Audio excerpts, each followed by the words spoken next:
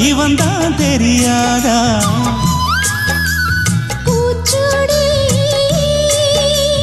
நனப்புல நதப்புல இருப்பவன் இவன் தான் புரியாதா